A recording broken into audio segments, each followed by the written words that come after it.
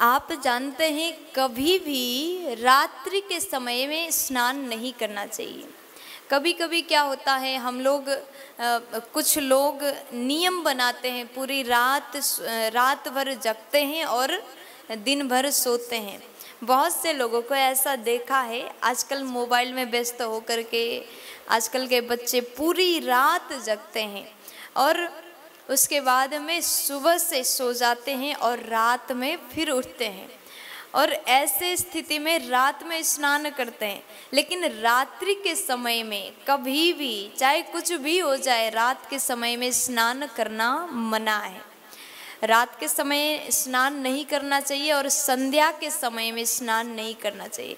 लेकिन कुछ ऐसे परिस्थिति होते हैं जिस समय बिना स्नान के हम रह ही नहीं सकते, स्नान करना बहुत ज़रूरी हो जाता है। वो कौन सी परिस्थिति है?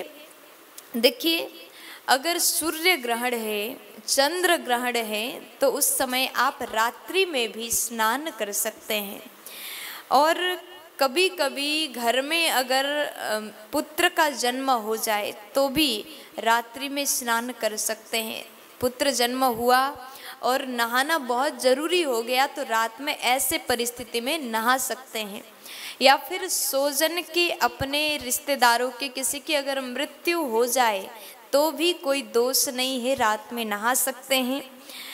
और ग्रहण के समय, सूर्य ग्रहण, चंद्र ग्रहण या फिर नक्षत्र में चंद्रमा रहने पर भी रात के समय स्नान कर सकते हैं, किया जा सकता, कोई दोष नहीं है।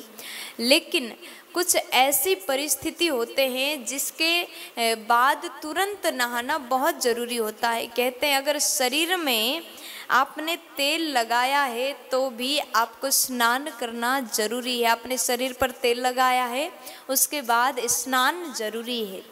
और आप कभी सब यात्रा में गए, शमशान में गए हैं, तो वहाँ से आने के बाद, लौटने के बाद तुरंत स्नान करना बहुत ज़रूरी है।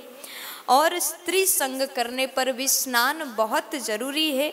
और क्षौर कर्म करने के बाद भी स्नान करना बहुत ज़रूरी है। 4 कार्य के बाद स्नान करना बहुत ज़रूरी हो जाता है। कहते जब तक स्नान नहीं होता तब तक चांडाल ही बने रहते हैं। इसलिए आपको स्नान करना बहुत ज़रूरी है 4 कार्य के बाद।